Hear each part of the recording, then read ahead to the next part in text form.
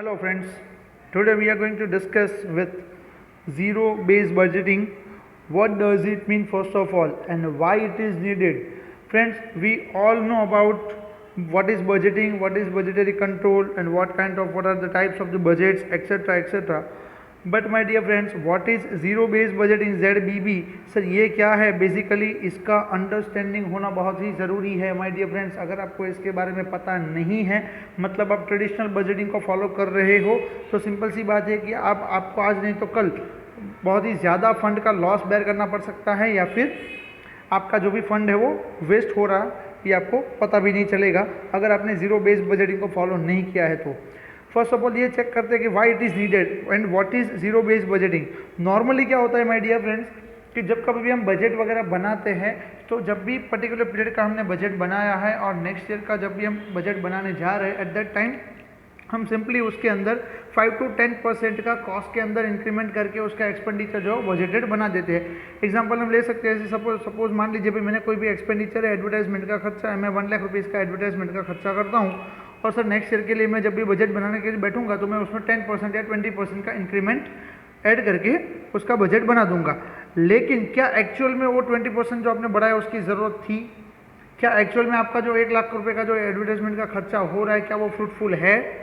तो सर सबसे पहले तो हमें ये चेक करना पड़ेगा। तो इसके लिए ही हमें यहाँ पे ज़ीरो बेस्ड बजटिंग की ज़रूरत पड़ेगी माय डियर फ्रेंड्स, कि भाई ज़ीरो बेस्ड बजटिंग क्या करता है कि सर उसका जो एक्चुअल में कॉस्ट बेनिफिट एनालिसिस है उसके बेसिस पे ये डिसीजन लेगा कि भाई जो नया बजट हम बनाएंगे क्या उसके अंदर सही में इसके कॉस्ट की ज़रूरत पड़ेगी या नहीं पड़ेगी। ये सारी की सारी एक्टिविटी का जो एलोकेशन है, सारी की सारी एक्टिविटीज़ को जो है वो ज़ीरो से ही ट्रीट करता है। मतलब आप बिगिनिंग से ही उसकी शुरुआत कर रहे हो ऐसा समझ के ही आपको यहाँ पे एलोकेशन करना रहेगा आपके फंड्स का, ताकि जो हमारा फंड है वो फंड वेस्ट ना हो, यानी कि उसका ऑप्टिमम यूटिलाइजेशन हो सके और फर्म जो भी है वो मैक्सिमम रिटर्न गेन कर सके। My dear friends, zero based budgeting जो भी है वो यहाँ पे ट्रेडिशनल जो बजटिंग है उसके कुछ लूप होल्स है उसको यहाँ पे रिमूव कर रहा है।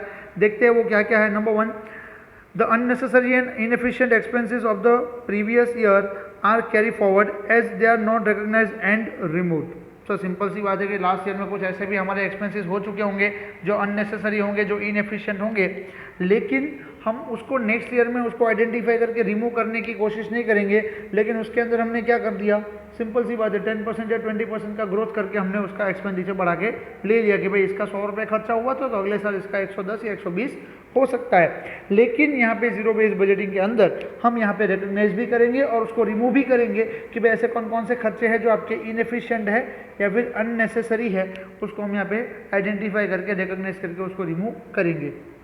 नंबर 2 रहेगा, managers never try to identify the wasteful expenditures not think of alternative means of achieving the targets. My dear friends, यहाँ पे जो हम नॉर्मल ट्रेडिशनल बजटिंग करते थे उसके अंदर क्या होता था कि सर जो खर्चा हो चुका है चलो ओके फाइन, ये हो ही रहा है तो हर साल यही होने वाला है, उसके कोई भी हमने ऑल्टरनेटिव नहीं सोचे। नावाडेज अगर हम देखें तो एडवर्टाइजमेंट की अगर हम बात करें तो नावाडेज डिजिटल मार्केटिंग जो भी है बहुत ही अच्छी तरीके से चल रहा है माय डियर फ्रेंड्स। तो क्या अभी मैं वो होर्डिंग लगाने जाऊँगा? क्या मैं वो 1 लाख रुपए, 1.5 लाख रुपए, 2 लाख रुपए वाला होर्डिंग लगाऊंगा मार्केट के अंदर? नहीं लगाऊंगा, बिकॉज मेरा जो डिजिटल मार्केटिंग का खर्चा है वो होर्डिंग से 10 गुना मतलब 10 टाइम्स कम हो चुका है। अगर मैं 100 रुपये का खर्चा करता था वो 10 रुपये के खर्चे में मेरा काम हो रहा है अभी, तो क्यों ना मैं डिजिटल मार्केटिंग की ओर बढ़ूँ? मैं क्यों यहाँ पे होर्डिंग्स वगैरह लगाऊंगा? मैं क्यों वो लिफलेट वगैरह न्यूज़पेपर में डाल के छपवाऊंगा? क्यों मैं टीवी में ऐड दूंगा जब मुझे पता है कि टीवी देखने वाले लोग ही कम है? तो सिंपल सी बात है माय डियर फ्रेंड्स, जिस तरह से हमारे मार्केट में चेंजेस आते हैं, जिस तरह से टेक्नोलॉजी के अंदर चेंजेस आते हैं, इन सारी चीज़ों को ध्यान में रखते हुए अगर आप गुड मैनेजर है, वो पर्टिकुलर मैनेजर को ये सारी चीज़ों को ध्यान में रखते हुए क्या करना होगा, इन खर्चों का एनालिसिस करके एक्सपेंडिचर्स को वेस्टफुल जो हो रहा है उसको रोकना रहेगा। लेकिन वो आपका ट्रेडिशनल बजटिंग के अंदर पॉसिबल नहीं था, जो हमारा यहाँ पे ZBB के अंदर यानी कि जीरो बेस्ड बजटिंग के अंदर पॉसिबल है। As no analysis of proposals included in the budget are made, the main issue are not highlighted, hence the allocation of funds becomes irrational। मतलब यहाँ पे किसी भी तरह का प्रपोजल का एनालिसिस जो भी है वो बजट के साथ रखा नहीं जाता। मतलब आपने जो भी यहाँ पे फंडों का एलोकेशन किया है तो कौन से बेस पे किया है, क्या एनालिसिस किया है आपने, क्यों इतना फंड एलोकेट किया। तो सर एलोकेशन का यहाँ पे किसी भी तरह का एनालिसिस नहीं होता था। जो भी प्रपोजल आई उसका एनालिसिस नहीं किया, डायरेक्टली आपने बोल दिया ठीक है भाई इतना खर्चा होना है तो होने दो, कर लेंगे, कोई बात नहीं, डोंट वरी। तो इस तरह से अगर हम काम करते जाएंगे तो सिंपल सी बात है आज नहीं तो कल हमारा फंड यहाँ पे वेस्ट होने ही वाला है। आगे बढ़ते, in traditional budgeting The managers simply add some amount to the previous allocation to previous various projects. Thus, they ask for the more and more funds without thinking whether it will benefit the business or not. जैसा कि मैंने अभी आपको बताया कि 1 लाख रुपए का खर्चा मैं हर साल करता था एडवर्टाइजमेंट के पीछे, इस बार सर मैं 1,10,000 रुपये का बजट बना के बैठा हूँ। क्यों? क्योंकि सर 10% का तो नॉर्मली बढ़ावा होता ही है, इन्फ्लेशन तो होता ही है, तो हर साल 10% से भाव बढ़ते हैं, तो मैं 1,10 का एडवर्टाइजमेंट का बजट बना के बैठ गया। अब जबकि डिजिटल मार्केटिंग से मुझे पता है कि भाई मैं सर अगर फेसबुक या व्हाट्सएप से यूज़ करूँ तो मेरा बूस्टअप वगैरह का यूज़ करते हुए भी मेरा 50 से 60,000 का खर्चा होगा मैक्स टू मैक्स, पूरे साल का उससे ज़्यादा नहीं होगा। तो माय डियर फ्रेंड्स, क्या इसके बारे में हमने सोचा था? नहीं सोचा था। तो सिंपल है, अब सोचेंगे ना। तो वो यहाँ पे जो भी है बेनिफिट जो भी है एक्चुअल में बिजनेस को मिल रहा है कि नहीं मिल रहा है, वो ट्रेडिशनल बजटिंग के अंदर हम नहीं देखते थे। हम सिंपल यही देखते थे, चलो एडवर्टाइजमेंट का खर्चा इतना था, इतना होगा। नाउ सपोज मान लीजिए एडमिन का खर्चा जो भी है वो 2 लाख रुपए होता था, तो सर अब नेक्स्ट ईयर से 2,20,000 रुपये का होगा। सर मान लीजिए सेलिंग एंड डिस्ट्रीब्यूशन एक्सपेंसेस है कि भाई वैन का वगैरह का खर्चा बढ़ गया और जो भी सेल्समैन वगैरह थे उनके हमने सैलरी वगैरह बढ़ाते हैं, तो सर उसमें भी 10% 20% का ग्रोथ करके डाल दो। लेकिन क्या कभी आपने ये सोचा है कि आप उसको कमीशन वगैरह बेस पे रख सकते हो कोई भी सेल्समैन को कि भाई आप जितना माल ज़्यादा बेचोगे उतने उसके ऊपर हम कमीशन ज़्यादा देंगे, तो आपको यहाँ पे फिक्स पे करने की जरूरत नहीं रहेगी माय डियर फ्रेंड्स। तो ये आइडियाज़ वगैरह जो भी है वो लगा के हमें क्या करना होगा, बजट वगैरह बनाना होगा, जो हमें जीरो बेस्ड बजटिंग यहाँ पे उसके लिए हेल्पफुल रहता है। नाउ आगे बढ़ते हैं। As funds are blocked in the unnecessary and wasteful proposals, new projects do not get the priority that they deserve as enough funds are not available for them. Simple सी बात है my dear friends, अगर आपने एक ही particular project के अंदर सारा का सारा फंड इन्वॉल्व कर दिया है और आप प्रोजेक्ट का प्रपोजल वगैरह कुछ भी आइडेंटिफाई नहीं कर रहे हो, तो बट ऑब्वियसली आपको कोई नए प्रोजेक्ट के लिए फंड आपको चाहिए होगा तो वो आपको नहीं मिल पाएगा।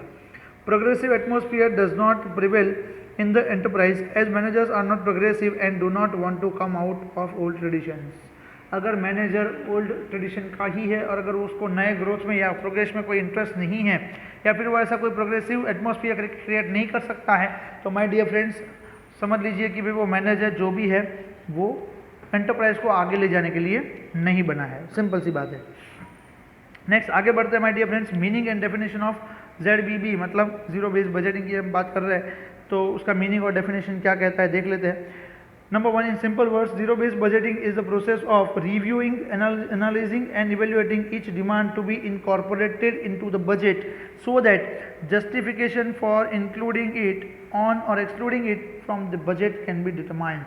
My dear friends, मेरा जो भी पर्टिकुलर एक्सपेंस होने वाला है या जो भी मेरा पर्टिकुलर एक्सपेंडिचर होने वाला है, क्या मैं उसको रिव्यू नहीं करूँगा, अगर मैं उसको एनालाइज नहीं करूँगा, जब तक मैं उसको इवेल्युएट नहीं करता हूँ तब तक मुझे पता कैसे चलेगा कि ये जो पर्टिकुलर एक्सपेंडिचर है मुझे इसको बजट के अंदर इंक्लूड करना चाहिए या एक्सक्लूड करना चाहिए। तो सर मुझे ये डिसीजन लेना है तो उसके लिए मुझे कौन हेल्पफुल होगा, but obviously zero based budgeting आपके लिए हेल्पफुल रहेगा।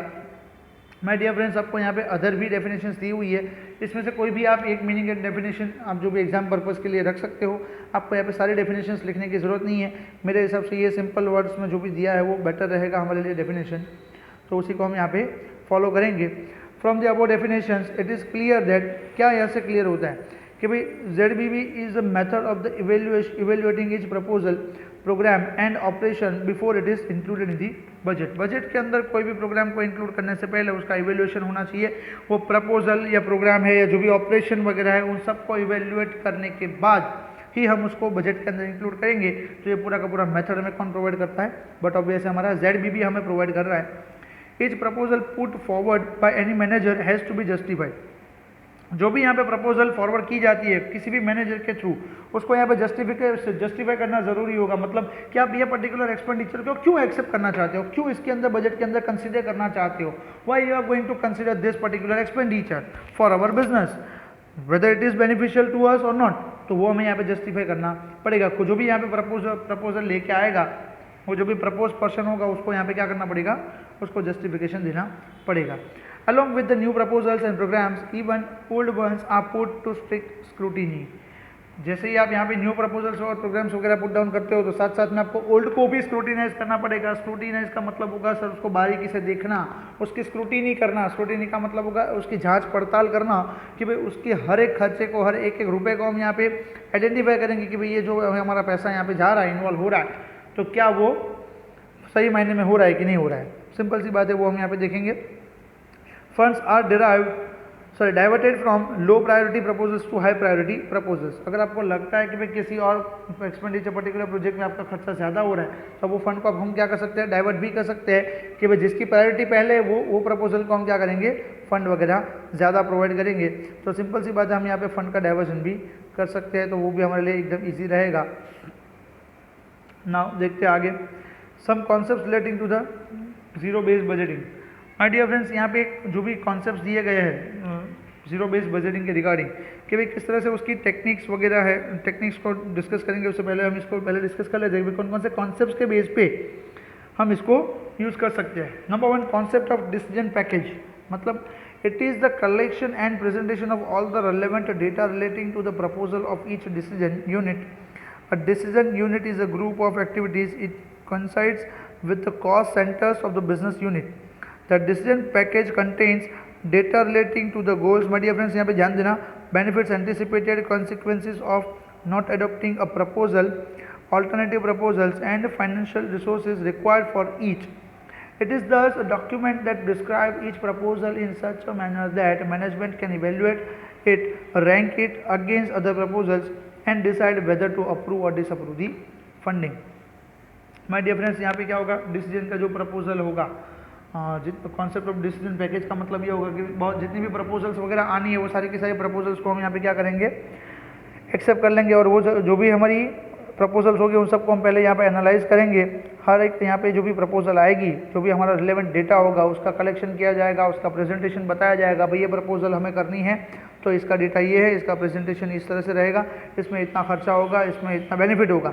तो ये सारे के सारे जो प्रपोजल्स वगैरह है उसको हम यहाँ पे क्या करेंगे, एनालाइज करेंगे कि भाई पर्टिकुलर यहाँ पे एक प्रपोजल को एक्सेप्ट ना करते हुए पर्टिकुलर जो भी एक प्रोजेक्ट एक प्रपोजल आई उसको एक्सेप्ट कर लिया, ऐसा नहीं, बहुत सारी प्रपोजल्स यहाँ पे आ सकती है। तो बहुत सारी प्रपोजल्स को हम यहाँ पे एनालाइज करेंगे और उसके बाद हम पर्टिकुलर एक प्रपोजल की ओर आगे बढ़ेंगे, उसको लिस्ट डाउन करेंगे, उसके बाद उसको रैंकिंग वगैरह प्रोवाइड करेंगे, भाई कौन सा सबसे बेटर है, तो उसको हम यहाँ पे एक्सेप्ट कर सकते हैं। नेक्स्ट रहेगा कॉस्ट बेनिफिट एनालिसिस। इसका मतलब ये होगा कि भाई ट्रेडिशनल जो हमारी बजटिंग की प्रोसीजर थी उसमें क्या होता था कि भाई डायरेक्टली और इनडायरेक्टली वो यूज़ होती थी मेथड कॉस्ट बेनिफिट एनालिसिस। देखते हैं सर इसके अंदर किस तरह से यूज़ होगा। When any proposal is to be evaluated for the purpose of inclusion in the budget, the cost that it involves and the resultant benefits are compared. The cost benefit analysis is thus determining the cost that the proposal involves and the benefits expected to derive therefrom. Even in traditional budgeting procedure, this technique of cost benefit analysis is directly or indirectly utilized. For example, a sales manager may propose that for the purpose of raising the level of sales, additional salesmen should be recruited and the radio publicity may be intensified. If this proposal is to be included in the budget, comparison between the cost involved in the additional sales revenue expected from it are compared. मतलब sir अगर मैं अपना sales बढ़ाने के लिए अगर मैं कोई सेल्समैन को हायर करता हूँ तो क्या वो सेल्समैन जो भी है मेरा जितना भी सेल्स करेगा तो उसके सामने मेरा बेनिफिट कितना होगा, और मैं उसको जो सैलरी वगैरह पे करना हो उसमें मेरी कॉस्ट वगैरह कितनी जाएगी। तो but obviously my dear friends, हम यहाँ पे कॉस्ट बेनिफिट एनालिसिस ही करते हैं हर बार। जब कभी भी आप कोई भी चीज़ देख लो, हम लेते हैं कोई भी चीज़ को परचेस करते तो क्यों करते हैं कि उसमें से जो हमें मिलने वाला सेटिस्फेक्शन का लेवल है, उसमें से जो हमें बेनिफिट मिलने वाला है वो पर्टिकुलर वैल्यू के बराबर है या फिर वो पर्टिकुलर वैल्यू से ज़्यादा है। सिंपल सी बात है, अगर मैं 100 रुपये की कोई भी आइटम लेता हूँ तो मुझे पता है भाई इसका वैल्यू 100 रुपये है और ये 100 रुपये का मुझे सेटिस्फेक्शन देगा। अगर उससे मुझे कम देता है तो मैं नहीं करूँगा, सिंपल है। तो इसी तरह से हम यहाँ पे क्या करेंगे, कॉस्ट बेनिफिट एनालिसिस को बिजनेस के अंदर भी अप्लाई कर सकते हैं, बजट के अंदर भी अप्लाई कर सकते हैं। Next, evaluation of alternative course of action. Alternative course of action का मतलब क्या होगा माय डियर फ्रेंड्स, बजट के बनाने के टाइम पे हमारे पास जितने भी प्रपोजल्स वगैरह आते हैं उसके अल्टरनेटिव कोर्स ऑफ एक्शन क्या है वो उसको भी हमें ध्यान में रख के आगे बढ़ना होगा। यहाँ पे एग्जांपल दिया हुआ है, due to adoption of the mechanized accounting system, a sum of rupees 20,000 is to be provided for the budget on the training of employees. The alternative courses of action to these proposals will be as follows. The trainees may be sent to some management education institution instead of training them in the company itself, or one candidate who have completed the training in such institution may be recruited and may be offered higher start in the salary. The third alternative may be to recruit employees working in a competitor's firm who are already trained trained there and working efficiently. There are thus four alternatives in all. All these alternatives are evaluated, that is, their cost and benefit are compared. This is the process of evaluation. The best alternative is then approved and included in the budget. My dear friend, हमें यहाँ पे ऐसा बोला गया है कि भाई आप यहाँ पे जो भी प्रपोजल को इवेल्युएट करने जा रहे हो, जो भी यहाँ पे पर्टिकुलर कोर्स ऑफ एक्शन है, उसके साथ साथ उसके ऑल्टरनेटिव्स क्या क्या है उसको भी सोच के रखिए। यहाँ पे एक बहुत बढ़िया सा एग्जांपल लिया हुआ है माय डियर फ्रेंड्स। देखते हैं कि जब कभी भी हमने मैकेनाइज अकाउंटिंग सिस्टम, मतलब अकाउंटिंग सिस्टम को हमने यहाँ पे फॉलो किया। मैकेनाइज का मतलब होगा कि भाई जो हम यहाँ पे कंप्यूटर सॉफ्टवेयर वगैरह यूज़ करते हैं, तो उसके बेसिस पे अभी हम अकाउंटिंग वगैरह करने लगे हैं। तो सर उसके लिए तो हमारे एम्प्लॉयज़ जो भी थे वो ट्रेन तो थे नहीं पहले, सब देखे तो सिंपल सी बात, हमें क्या करना होगा सर, पहला ऑप्शन हमारे पास ये रहेगा कि हम उसको ट्रेनिंग के लिए भेजें। दूसरा ऑप्शन ये रहेगा कि भाई कोई भी एक बंदा जाए वहाँ पे ट्रेनिंग वगैरह जो भी है वो लेके आए पर्टिकुलर इंस्टीट्यूशन में, और वो जैसे ट्रेनिंग लेके आएगा वो बाकी सारे जो भी हमारे एम्प्लॉयज़ है उसको सिखा देगा, और जो सीख के आएगा उसको हम यहाँ पे सैलरी वगैरह भी हाई पे करेंगे। दूसरा ऑप्शन ऐसा रह सकता है माय डियर फ्रेंड्स कि हमारा जो कंपटीटर्स है, हमारे कंपटीटर्स के पास जो बंदे काम कर रहे हैं तो उसमें से कितने लोग ट्रेन है, वो ट्रेन में से आप उसको एक उठा लो और बाकी सबको आप क्या करो यहाँ पे ट्रेन कर सकते हो अपने वहाँ पे, और जो आपका कंपटीटर का एम्प्लॉय है उसको आप हायर पे करके भी आपके साथ एफिशिएंटली अगर वो वर्क कर रहा है तो आप अडॉप्ट कर सकते हो और उसके साथ काम कर सकते हो। तो यहाँ पे हमें बहुत सारे अल्टरनेटिव कोर्स ऑफ एक्शन को भी इवेल्युएट करने के लिए बोला गया है। तो माय डियर फ्रेंड्स हम यहाँ पे वो भी करेंगे। तो ये थे हमारे 3 concept of ZBB zero based budgeting, जिसमें रहेगा number 1 evaluation of decision package, number 2 cost benefit analysis, and number 3 evaluation of alternative course of actions. Now what is the procedure of zero based budgeting. Zero based budgeting का procedure क्या रहेगा? सबसे पहला रहेगा number 1 determining the objective. Sir हमारा objective क्या है particular budget का, तो वो हम देखेंगे। The objective may be to reduce the office overheads और to drop the projects which are not fruitful or to increase the profitability of the business by replacing it with the new more profitable activities। My dear friends, मैंने आपको पहले ही बताया कि zero based budgeting के अंदर हम जो अब तक करते आए थे ट्रेडिशनली वो हमें नहीं करना है। मतलब सर मैं पहले 1 लाख रुपए का एडवर्टाइजमेंट लेता था, इस बार मैं 1,20 का ले लूँगा, नहीं, इस बार ऐसा नहीं होगा। क्यों? बिकॉज हम यहाँ पे सही मायने में चेक करेंगे कि भाई क्या उसका खर्चा एक्चुअल में हो रहा है इतना 1 लाख रुपये का। सर नहीं हो रहा है, तो कितना हो रहा है? सर 50 to 60,000 हो सकता है। ओके माय डियर फ्रेंड्स, तो हम क्या करेंगे, नए प्रपोजल की ओर, डिजिटल मार्केटिंग की ओर आगे बढ़ जाएंगे। ये नाउ-अ-डेज जो भी हमारा लेटेस्ट एग्जांपल चल रहा है, मैं उसी को आगे लेते हुए आपको एक ही एग्जांपल के थ्रू ये समझाने की कोशिश करूंगा कि ताकि आपको ये पूरा कॉन्सेप्ट क्लियर हो जाए। Number 2 determining the extent to which the ZBB is introduce. मतलब सर ये हमारे लिए पॉसिबल नहीं होगा कि हम ईच एंड एवरी टाइम हर एक एक्टिविटी को इवेल्युएट करें फॉर द होल ऑर्गेनाइजेशन। तो हमें यहाँ पे क्या करना होगा, तो सर हमारा जो टॉप मैनेजमेंट होगा वही डिसाइड करेगा कि भाई हमें ZBB जो भी है वो कौन कौन से एरिया में इंट्रोड्यूस करना है, या फिर सारे एरिया में इंट्रोड्यूस करना है, या फिर कहाँ कहाँ पे हमें उसको रिस्ट्रिक्ट करना होगा। सिंपल सी बात है कि भाई अगर टॉप मैनेजमेंट चाहे भी तो भी हर एक एरिया में, हर एक डिपार्टमेंट के अंदर ZBB पॉसिबल नहीं हो सकता है। तो वहाँ पे हम क्या कर सकते हैं सर, जो हमारे मेन एरियाज है तब वहाँ पे ZBB फॉलो कर सकते हैं। यस माय डियर फ्रेंड्स, आप वहाँ पे ZBB फॉलो कर सकते हो। तो वो डिसीजन कौन लेगा सर? वो तो टॉप मैनेजमेंट ही लेने वाला है। आइडेंटिफाइंग द डिसीजन यूनिट्स, मतलब सर यहाँ पे जो भी हम यहाँ पे एक्टिविटी वगैरह करेंगे, जो भी यहाँ पे यूनिट वगैरह एक्टिविटी करेगा, जो प्रोग्राम वगैरह करेंगे या डिपार्टमेंट वगैरह हम करेंगे, सिंपल सी बात है उसका कॉस्ट बेनिफिट एनालिसिस भी हमें यहाँ पे करना पड़ेगा। यस माय डियर फ्रेंड्स, तो ये जो भी हमारे पास प्रपोजल्स वगैरह आएगी वो फॉरवर्ड कौन करेगा? मैनेजर करेगा। ओके, तो एलोकेशन ऑफ फंड उसका मिलेगा कि नहीं मिलेगा? तो सर इसका डिसीजन कौन लेगा? तो सर उसका डिसीजन आपको पर्टिकुलर डिसीजन यूनिट को ही आपको लेने देना है, ताकि कौन सा प्रपोजल आपको एक्सेप्ट करना है और कौन सा ड्रॉप करना है ये पता चल सके। देखते हैं, डिसीजन यूनिट्स में be any activity program or department in respect of which the cost benefit analysis is undertaken, in respect of which proposal has to be put forwarded by the manager for allocation of funds. Every decision unit must be different from the other decision units so that it may be dropped from the budget if found unprofitable. The decision unit must be located at such place that it can be easily identified and can be independently evaluated. It must be big enough to be evaluated separately and must be small enough to be administered efficiently. तो my dear friends, यहाँ पे हमें ऐसा बोला हुआ है कि भाई जितने भी हमारे पास प्रपोजल्स वगैरह जो भी प्रोग्राम वगैरह हमारे पास आएंगे, बराबर, तो वो उसमें हम कॉस्ट बेनिफिट एनालिसिस को यहाँ पे चेक करेंगे भाई इसमें से कितना हमें प्रॉफिट वगैरह मिल सकता है, इसमें हमारा खर्चा वगैरह कितना जा सकता है। और पर्टिकुलर जो डिसीजन यूनिट होगा वो must be located at such place that it can be easily identified and can be independently evaluated. तो ये जो भी हम प्रोग्राम एक्टिविटी या डिसीजन यूनिट हम करने जा रहे हैं तो वो इजी मैनर में हो सकता है, वो पर्टिकुलर इजी प्लेस पे होना चाहिए, इजी अवेलेबल होना चाहिए, ताकि हम उसको इजीली इवेल्युएट कर सकें my dear friends. Next, move forward to the next point, developing decision packages for preparing data relating to the proposals to be included in the budget. Decision units are to be identified. कि sir कौन कौन से decision unit हमें यहाँ पे follow करने होंगे, उसको हमें आइडेंटिफाइड करना होगा और कौन कौन से हम बजट में इंक्लूड करने वाले हैं। There are the almost the cost center of the business. Decision packages are prepared on the basis of such decision units. The necessary data is available from the management accountant as well as from executive officers. The decision are to the number of decision units and packages depends on the size of the business unit and the goods dealt in.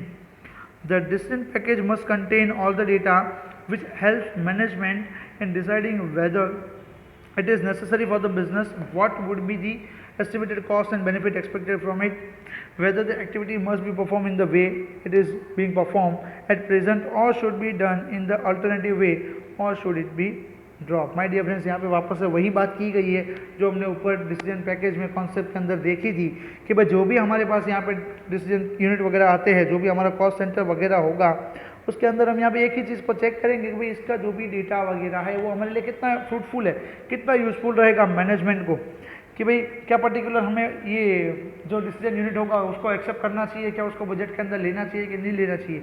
Particular cost centre के ऊपर हम उसको decision छोड़ देंगे कि क्या particular ये हमारा कॉस्ट बेनिफिट एनालिसिस करेंगे तो क्या हमारे लिए फ्रूटफुल होगा, बेनिफिट होगा कि नहीं होगा। बस माय डियर फ्रेंड्स, उसी के बेस पे हमें क्या करना होगा, इसका डिसीजन लेना होगा। Next, evaluation of decision package and ranking. Sir जितने भी हमने डिसीजन पैकेजेस वगैरह यहाँ पे बनाए होंगे उन सब का हम इवेल्युएट करेंगे कि भाई आप पर्टिकुलर ये डिपार्टमेंट के डिसीजन के हेड हो, अपने डिसीजन यूनिट आपने बनाए होंगे और आपने वहाँ पे ZBB बनाने के लिए बोला होगा, तो हम यहाँ पे क्या करेंगे, जो भी प्रपोजल्स वगैरह होगा वो प्रपोजल्स का इवेल्युएशन करेंगे। प्रपोजल उन लोगों ने बनाई है तो कॉस्ट बेनिफिट एनालिसिस देख लो, तो सर उसको हम रैंकिंग देंगे, जिसका रैंकिंग हाईएस्ट होगा मतलब जिसका टॉप लेवल होगा उसको हम यहाँ पे प्रपोजल को एक्सेप्ट करेंगे और बाकी को हम यहाँ पे एक्सेप्ट नहीं कर सकते हैं। सिंपल सी बात है। The decision packages are now evaluated on the basis of the cost benefit analysis and rank are given to them. Ranking is on the basis of deciding whether they include proposal in the budget or not. Each departmental manager evaluates the proposal and initial ranking is done by him. It is then sent to the higher official who reviews the ranking for all the packages presented to him from below.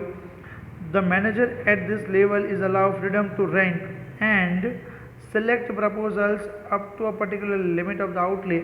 The proposals involving outlay exceeding the limits of the so prescribed are then presented to the higher authorities. All proposals are then finally approved by the top management on the basis of the resulted revealed by cost benefit analysis. My dear friends, हमारे पास जो भी proposals आई थी और जो भी हमारे departments के managers थे उन लोगों को हमने बोला कि भाई आप प्रपोजल्स को इवेल्युएट करो और उसको रैंकिंग वगैरह दे दो। माय डियर फ्रेंड्स, ये रैंकिंग देने के बाद मैनेजर्स यहाँ पे जो भी रैंकिंग देंगे उसके बाद हम क्या करेंगे, टॉप मैनेजमेंट को यानी कि हायर ऑफिशियल्स को इसका भेज देंगे रिपोर्ट और उनको हम डिसीजन लेने के लिए बोलेंगे भाई आप डिसीजन फाइनल ले लो कि भाई कौन सा प्रोजेक्ट वगैरह जो भी है प्रपोजल है वो सिलेक्ट होना चाहिए या नहीं होना चाहिए। नेक्स्ट आगे बढ़ते हैं, एलोकेशन ऑफ फंड। तो जो भी प्रपोजल यहाँ पे आपने सिलेक्ट किए होंगे बेस्ड ऑन रैंक, उसके बेसिस पे आप क्या करोगे, उसका एलोकेशन ऑफ फंड कर दोगे कि भाई इसमें कितना कितना पर्टिकुलर फंड हमें चाहिए, what kind of funds we are required, and we will distribute or we will allocate it. Now difference between the traditional budgeting and ZBB.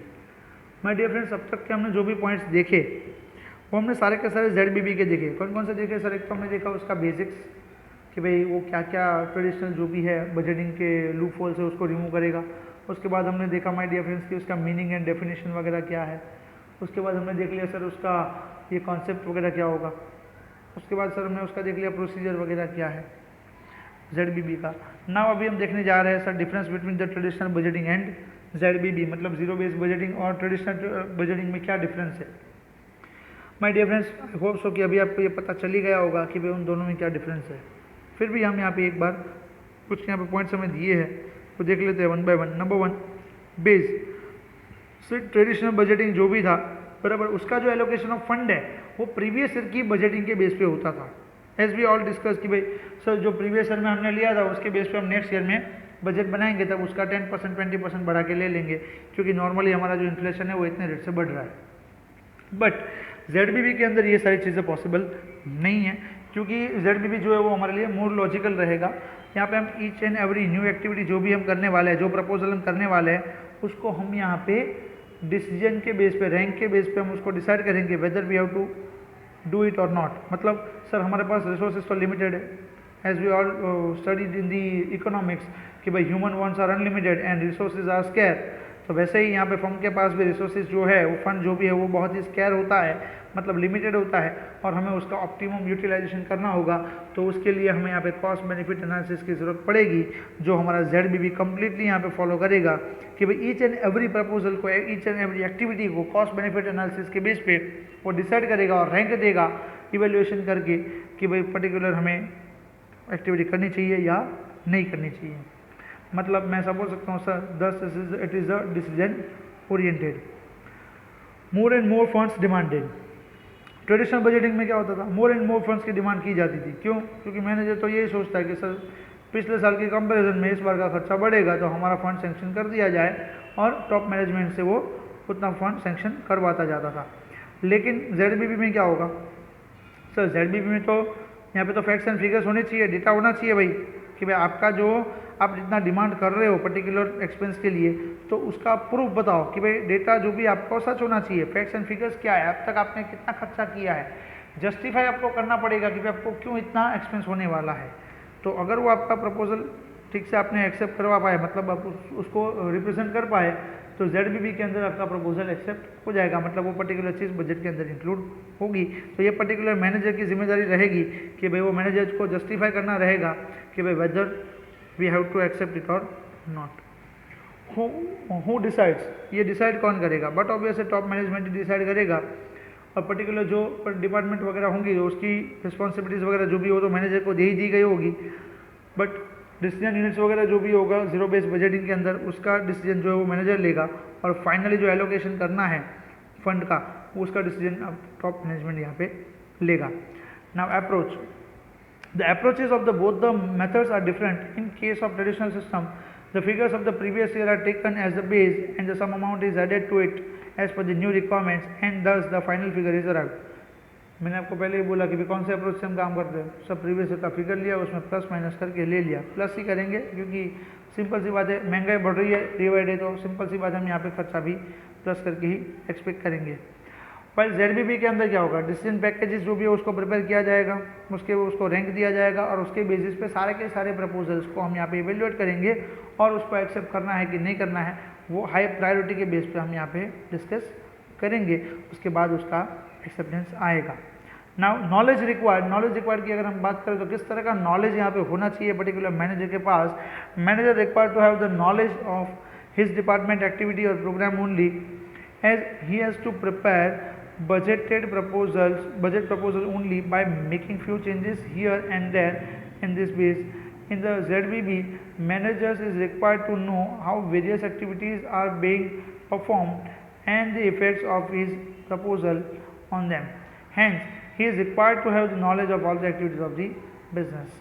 Sir यहाँ पे जो knowledge होगा वो सारा का सारा सारी एक्टिविटीज़ का knowledge होना चाहिए किसके पास, मैनेजर के पास, अंडर ZBB। बिकॉज यहाँ पे उसको क्या करना होगा, हर एक एक्टिविटीज़ का इवेल्युएशन करना होगा, उसका परफॉर्मेंस यहाँ पे देखना पड़ेगा, उसकी इफेक्ट क्या होगी हमारे प्रपोजल के ऊपर, हमारे फर्म के ऊपर, उसका कॉस्ट बेनिफिट एनालिसिस क्या कहता है, इन सारी चीज़ों को उसको यहाँ पे इवेल्युएट करने के बाद ही उसका डिसीजन लेना पड़ेगा। वाइल ट्रेडिशनल अकाउंटिंग में, ट्रेडिशनल बजटिंग में ये पॉसिबल नहीं होता था, तो वहाँ पे मैनेजर्स को उनका खाली डिपार्टमेंट जो भी है उनकी एक्टिविटीज़ है उसी उतना ही नॉलेज रहता था। नेक्स्ट आगे बढ़ते हैं cost. The expense of the preparing traditional budget are less, while zero-based budgeting is more expensive.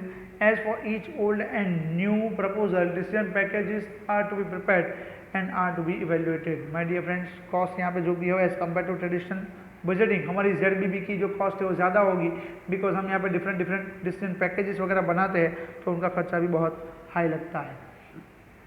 Alternatives, sir किसी भी तरह का ऑल्टरनेटिव इवेल्युएशन नहीं होता था ट्रेडिशनल बजटिंग के अंदर, वाइल इन ZBB हमारा ये प्रोसीजर का एक पार्ट रहेगा, जैसा कि हमने देखा था कि भाई evaluation of alternative course of action, और जहाँ पे हमने एम्प्लॉयज़ वाला एग्जांपल लिया था कि अगर हम मैकेनाइज अकाउंटिंग सिस्टम को फॉलो कर रहे हैं तो हमें यहाँ पे क्या करना होगा, ट्रेन एम्प्लॉयज़ की ज़रूरत पड़ेगी या फिर हमें खुद को वो एम्प्लॉयज़ को ट्रेनिंग देनी पड़ेगी जिसका खर्चा भी हमें बेयर करना पड़ेगा। तो बेटर रहेगा कि भाई हम यहाँ पे ऑल्टरनेटिव सॉल्यूशन भी ढूंढ सकते हैं जो हमारा ZBB के अंदर पॉसिबल होगा कि हाई प्रायोरिटी के बेसिस पे हम वो प्रपोजल्स को एक्सेप्ट करेंगे, अदरवाइज नहीं करेंगे।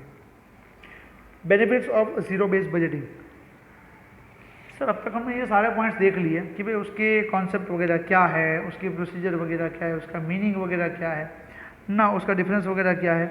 Now what are the benefits of zero based budgeting, sir उसके बेनिफिट्स क्या क्या है।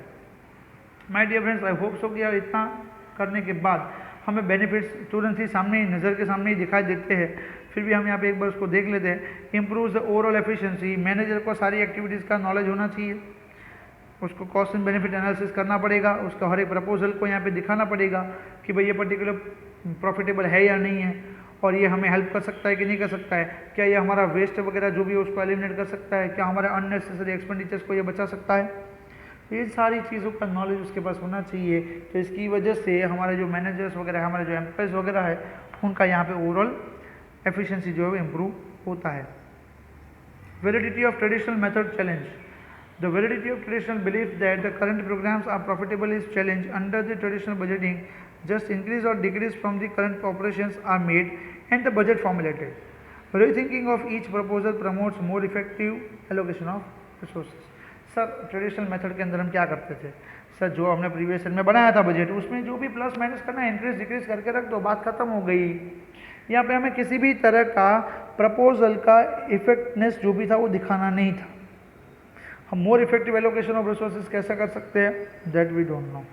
सर तो सिंपल सी बात है, हमें यहाँ पे क्या करना होगा, ZBB को फॉलो करते हुए, इन सारी चीज़ों को ध्यान में रखते हुए हमें ZBB यूजफुल रहेगा। Implementation with the enthusiasm, simple सी बात है, एजुकेशन ये one kind of education process है that can promote the development of the management teams. Managers at all levels take part in preparation of budgets, they are thus trained in the method of cost benefit analysis and can evaluate proposals independently. Their sense of ego is satisfied as they feel that they have contributed to the formulation of budgets. This lead to the job satisfaction. My dear friends, अगर कोई भी particular manager है, अगर उसने ये proposals वगैरह जो भी है उसको एवेल्युएट किया है और उसने कंपनी को ये फ़ायदा बताया हुआ है कि सर इसका कॉस्ट बेनिफिट एनालिसिस ये है, और as compare to other proposals मेरी जो प्रपोजल है वो बहुत ही हाईली प्रॉफिटेबल है, तो अगर उसकी प्रपोजल एक्सेप्ट भी होती है तो सर आप समझ सकते हैं कि उसका जॉब सेटिस्फेक्शन का लेवल कितना बढ़ा सकते हो आप, और साथ साथ में उसको एक पर्टिकुलर मोटिवेशन भी मिलता है। Improvement in the financial planning, यहाँ पे जो भी हमारे गलत खर्चे हो रहे थे, हमारा जो वेस्ट ऑफ मनी हो रहा था, वेस्ट ऑफ फंड हो रहा था, वो यहाँ पे अभी होगा नहीं। फाइनेंशियल प्लानिंग के साथ हम आगे बढ़ सकते हैं, बिकॉज हमारे पास सारी की सारी मैनेजमेंट इन्फॉर्मेशन सिस्टम है, हमारे पास डेटा प्रॉपर होगा, हमारे पास एफिशिएंसी इंप्रूव होगी, तो उसकी वजह से हम यहाँ पे ओवरऑल फाइनेंशियल प्लानिंग को भी इम्प्रूव कर सकते हैं। Optimum use of resources, my dear friends, wants are unlimited and resources are scarce. Simple सी बात है, हमारे पास जो भी स्कैर रिसोर्सेज है उसका optimum utilisation because of ZBB possible हो सकता है, इसलिए हम यहाँ पे उसको बेनिफिट में ले सकते हैं। डुप्लीकेशन ऑफ एफर्ट्स अवॉइडेड, मुझे यहाँ पे एक ही चीज़ को बार बार नहीं करना है, तो सिंपल सी बात है, मेरे जो भी यहाँ पे एफर्ट्स होंगे वो डुप्लीकेट नहीं होंगे, मतलब मैं ऑर्गेनाइजेशन के लिए कोई दूसरी और काम के लिए मैं अपने एफर्ट्स भी दे सकता हूँ, और जिसकी वजह से मेरा यहाँ पे फंक्शनलिटी जो भी है वो इम्प्रूव होगी, एफिशिएंसी मेरी इम्प्रूव हो सकती है। Useful in policy formulation, this type of budgeting helps management in decision making due to decision packages necessary data for decision making is available, the decisions would be mature. Sir simple सी बात है, हम यहाँ पर decision packages वगैरह जो भी बनाएंगे उसके बेस पे डिसीजन लेने वाले हैं, उसके बेस पे हम पॉलिसी फॉर्मुलेट करने वाले हैं, तो सिंपल सी बात है ZBB जो भी है वो हमें पॉलिसी फॉर्मुलेशन के लिए बड़ा ही यूजफुल रहेगा, और जिसके बेसिस पे हम यहाँ पे मैच्योर डिसीजन ले सकते हैं ताकि उसको आगे जाके हम प्रॉफिट में कन्वर्ट कर सकते हैं। Continuity in long-term projects. The long-term projects can be implemented successfully every time budgeting is undertaken. New concepts, ideas, etc. are thought of and implemented. So simple सी बात है, यहाँ पे नए नए कॉन्सेप्ट एंड आइडियाज़ वगैरह होते रहेंगे, तो बट ऑब्वियसली यहाँ पे लॉन्ग रन प्रोजेक्ट्स जो भी है उसकी कंटिन्यूटी बरकरार रह सकती। Training to managers, managers are involved in budgeting. They get training in preparing budgets and for making difficult decisions. Their job satisfaction and sense of responsibility increases and they try to implement the budget with the proper enthusiasm. Sir simple सी बात है, कोई भी manager होगा particular, अगर मैं उसको एक डिफिकल्ट टास्क दे, तो डिफिकल्ट डिसीजन लेने के लिए अगर उसको मैं दे देता हूँ, तो बट ऑब्वियस वो अपने दिमाग के ऊपर जोर डालेगा, बट ऑब्वियस कि वो रिस्पॉन्सिबिलिटी को लेगा, तो सिंपल सी बात है ओवरऑल उसका भी इंप्रूवमेंट होने वाला है और वो पर्टिकुलर जॉब सेटिस्फेक्शन के साथ साथ अपने एक एंथुजियाज्म के लेवल के साथ वो काम कर सकता है। तो it is one kind of training to managers, training to employees भी बोल सकते हैं माय डियर फ्रेंड्स। तो ये हमारे लिए ZBB का एक वन ऑफ दी एडवांटेज रहेगा। आई होप सो कि आपको यहाँ तक पॉइंट क्लियर रहे होंगे। बाकी का जो दूसरा पॉइंट है, दूसरा टॉपिक है, वो हम दूसरे वीडियो के अंदर कवर करेंगे। Thank you, thanks for watching my dear friends, thank you so much.